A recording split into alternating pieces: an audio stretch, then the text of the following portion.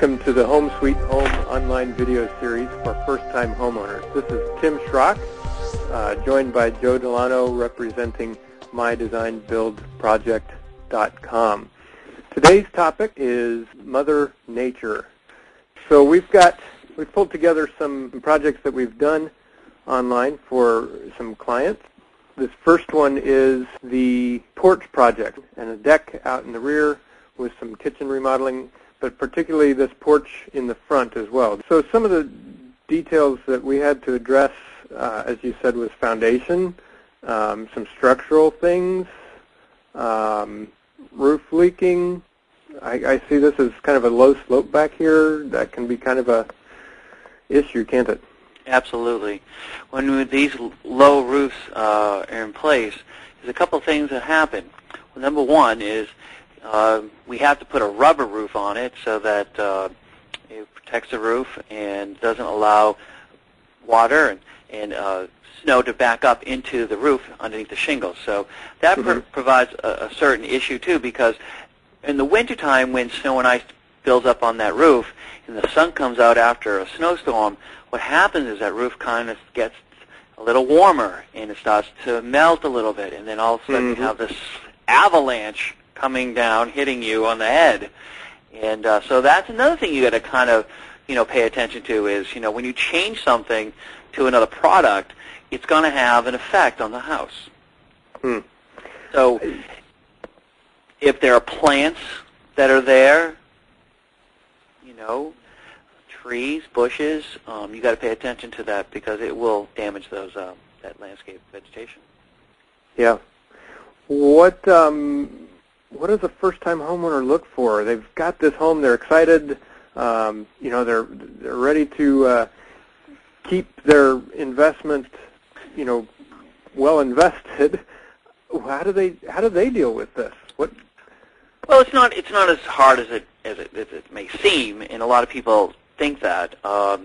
If you don't know, if you don't know the basics, it can be very overwhelming. But you got to kind of think like a raindrop. If you were a raindrop here on the screen and you fell on the roof, well, you would then hit the roof, go down into the gutter.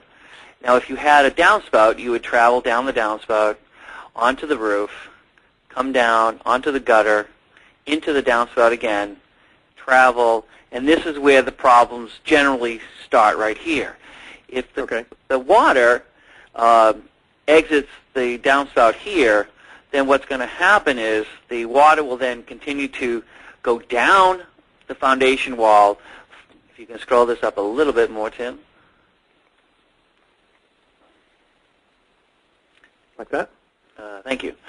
The water will come down, stay on the outside, and eventually what will happen is it will then seek itself underneath the footing and travel up into this area here. As the water continues to build, the water levels will just continue to rise here. Yep. Yeah. Now, and that's something that we mentioned to, in the inspection business, we mentioned to potential buyers here that, keep these gutters and downspouts, whether there's a tile, at least a splash box, but a tile would be good to get how far away from the foundation? Well, I mean, a good 10 feet would be a good idea to get away from the house. Now, of course, we can't have pipes lying all over our, lawns. It can be ugly. It could look a little ugly. So a lot of times, what people will do is they'll put a dry well system into, to mitigate the water and get it away from their property. These things can be kind of scary. We're talking to many different types of homeowners. We hope that there's no troubles that they're running into. What kind of small maintenance issues can somebody look at and maybe do themselves? If they're looking at a porch type of issue or a deck, as we've got on the rear. Well, a lot of times, one of the things that you can do as a homeowner, as a first-time homeowner, is just make sure that things are clean. Most of the time where things fail is where debris collects in corners.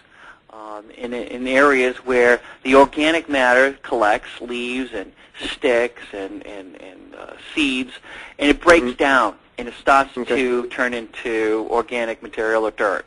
And, you know, if it's next to wood, it's going to start to hold that moisture, and eventually what it will do is the wood will seep, you know, it's like a sponge. Wood's like sponge. So really, one of the biggest things that I tell people is just keep things kind of clean. You know, make sure that your things are, you know, swept up. That's one thing. That's a very simple. You're talking like gutters and valleys, making sure there's leaves and sticks out of the way. Right. I know. Exactly. I've got a lot of mature trees, and my valleys will pile up pretty quick. You know. Right. Especially in the fall. Exactly. Exactly. Our next model, Joe, is showing some roof penetrations. This is a project we did for a couple on the East Coast again with the garage, and they wanted to fill in their lake home had this original roof shape here, kind of looked like an M, and they wanted it different. So we added this in the middle, but we've got some, you know, plumbing penetration, some chimneys, some, you know, more roof against a wall. What do you look for there? Well, is how many layers of roofing material are you going to be cutting through, and what type of material are you going to be cutting through, whether it's a slate roof or whether it's a rubber roof or whether it's an asphalt roof. Those things, those numbers of layers are going to have an impact on the flashing detail. What about leaks? God forbid, we see a leak inside and it's, you know, near the chimney. How do we get help? Well, you really need to call the specialist that deals with that type of roof. Make sure you call the appropriate roofing contractor, number one. Number two is make sure that when he does go up there, make sure he takes pictures of the leak. Have him show you or her where it's leaking from. Okay. So kind of give a diagnosis before prescribing the solution. Correct.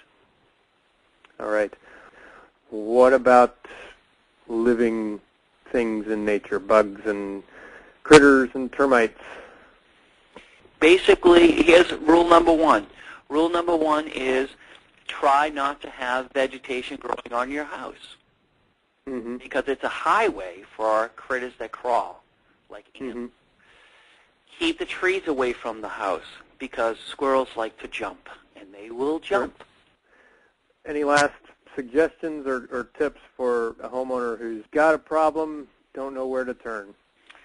Well, you know, what we'd like to say to all of our clients is, you know, information and having the right person in front of you working, you know, in your best interest is going to alleviate 99% of the problems. Okay?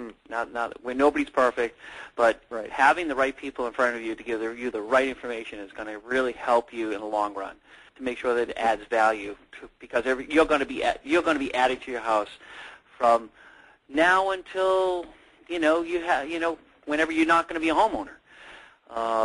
You know, and that's really important that every time you add something to your home, you really want to be adding that value piece. All right. Thanks, Joe. Next time, folks, we'll be talking with Joe regarding the skin and bones of a home. Hope